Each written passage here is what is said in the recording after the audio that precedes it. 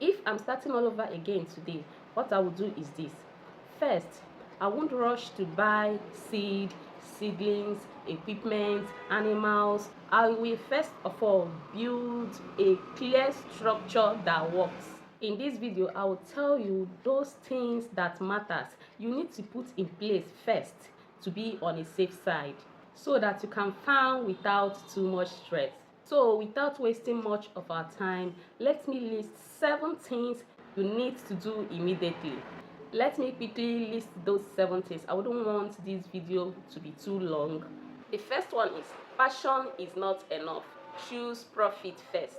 When you look at the profit side of what you want to venture into, any farm business at all you want to get into, whether broiler farming, layers, crop, any livestock at all, anything you want to venture into, and you look at the profit side of it, it will help you know the demand and supply, know what the market wants before choosing whether you will proceed growing that crops or rearing that animal. When you look at the profit side of it in the market, you check the demand and supply of it, and you check how the market accepts such produce, you will now know whether, okay, let me farm this, let me rear this animal, let me do it this way or that way. Let me tell you this story.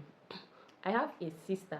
This my sister, she doesn't eat plantain. Anything plantain, whether ripe plantain, plantain chips, anything plantain, she doesn't like plantain. Now, a friend of hers introduced her into making plantain chips, despite she doesn't eat plantain. But then she looked at the profit side of it and learned how to make plantain chips and started making plantain chips. And then she went further to package it very well. She packaged her plantain chips very well, and now she distributes to shops, she distributes to supermarkets. That is where she sells her own plantain chips. Now she is making money from it. You know, when it comes to passion, she don't, anything plantain, she doesn't like it. But then she started looking at the profit side of it. Even up to now, she doesn't eat plantain. So I wonder how she copes frying plantain chips and she doesn't eat it. Now she looked at the profit side of it, and she's making money from selling plantain chips. She packaged it so well and she goes to distribute it. Now the profit side of it, that is what she was looking at, and not whether she has passion for plantain, whether she eats plantain or whether she can grow plantain. Somebody that don't eat plantain, I don't think she will even have it in her house as food. She will not, because she doesn't eat it. But now someone introduced her and she is now into plantain chips production. Now she is making money from it. Now what I'm saying is this: passion didn't come first. It was looking at the profit side of it that she looked at, and now decided to venture into plantain chips making. But if she is looking at the passion, she wouldn't go into it because she doesn't eat plantain. And now she is loving what she do. She is enjoying it, you know. She is now developing the passion for it now. Okay, maybe she has started eating it or not, I don't know, but now is when the passion is there. But before, she looked at the profit side of it, and now the passion follows. Now the second of it is acquire knowledge. Have a good knowledge of what you want to venture into. Whether you are going into livestock, crop, make sure you have knowledge. Acquire knowledge very well. Know the do's and don'ts in that particular agribusiness, so that you don't make mistakes. Despite knowledge, it will cost you money. Yes, of course, it will cost you money, but at the end, it's worth it. Trust me, you will gain a lot. Okay, it's good you have a good knowledge of what you want to go into. The third one is know who your buyers are before production. It is good you know who will buy your produce, who your produce are meant for, before you even produce anything at all.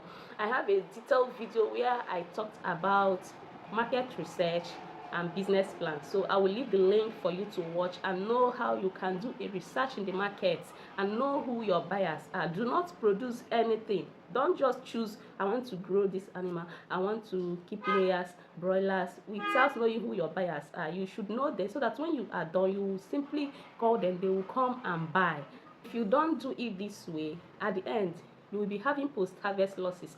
in crops, you will find out that you will be running helter-skelter on who will buy your produce. If it is in animals like fish, broilers, layer, they will be eating deep into your profit because you'll be feeding them often and on while you go look for the buyers, which is very bad. So make sure you get your buyers at hand, know who they are before you even start producing. The fourth one is know your numbers. Yes, know the cost of what you are about producing. If you are done with your market research, then when you come back to do your plan, you will know all these things, the cost of what it will take you to produce this crop, produce this animal. You will be able to know, okay, this is at the end of 3 months, 4 months, this is what I will be gaining, this is the yield, this is the cash flow. You will know all these things when you have done your plan properly. This is very important in farm business. Do not guess it. Guesswork is very expensive. It will cost you a lot. The fifth one is start small and smart. Take note of what I just said. Not just starting small, but smart.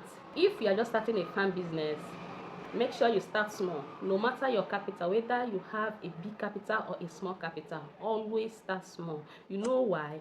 Starting small will help you gain practical knowledge, and you will also be testing the market.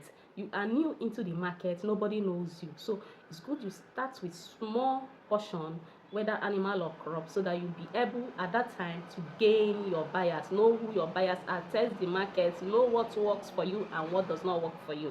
So it is good you start small. Don't go and start big without having any market idea of how it's going to work for you. This will help you identify serious buyers, because not all buyers will be serious at the time you want to sell your produce. It will help you know who are your real buyers actually. I have been sounding it as a note of warning in all my videos for any new farmer entering into farm business to start small. No matter how big your capital is, just start small and test the market with a small portion. You might have heard or seen people who started with 50 broiler birds, before you know it they grew into 1,000, 2,000. So that is how it is. Always start small at anything that has to do with agribusiness. This is just my little advice if you are starting a farm. We are now in number 6.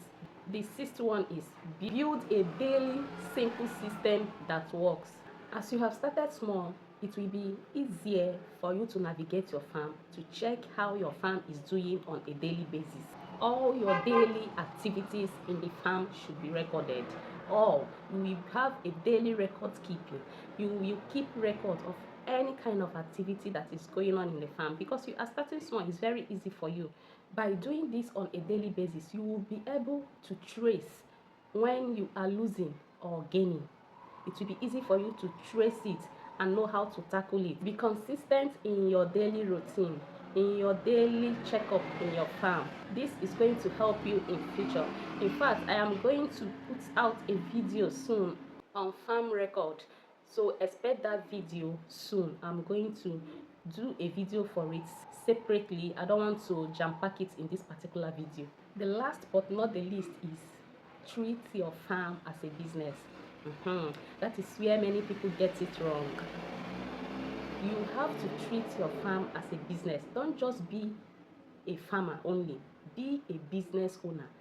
In fact, I don't even need to tell you this, because this is the only way you can make money out of your farm. How do you even intend making money if you don't treat your farm as a business? Just tell me. It's not possible. So you have to take everything serious in your farm. Be a business owner. Have the mindset of a business owner. Be disciplined. Remove all emotion and manage your farm very well. By doing this, trust me, you are going to make money from your farm. Maybe I should consider talking about this separately in a video on farm management. Maybe I will consider that later. All these 7 things I listed, if you should take them serious as a new farmer, as a beginner, you will succeed in your farm business. Remember, the first thing I made mention is passion is not enough. Profit should come first. Second one is to invest in knowledge. The third one is know your buyers before any production. The fourth one is know your numbers. That is where you do your farm plan. The fifth one is start small and be smart. Not just only starting small, but be smart. The sixth one is build a daily simple routine that works. The last one I talked about is treat your farm as a business. So all these 7 things, if you can put them into practice, your farm is going to be successful. I have come to the end of this video. Like and subscribe, also share to other farmers so that they can also watch this video. I'll be leaving the links of some of my videos like market research and how to write a farm business plan. Okay, I shared a lot in that video, so I will leave the link in the description section so that you can watch the video. All right, I'm done. Thanks for watching and see you in my next video. Bye.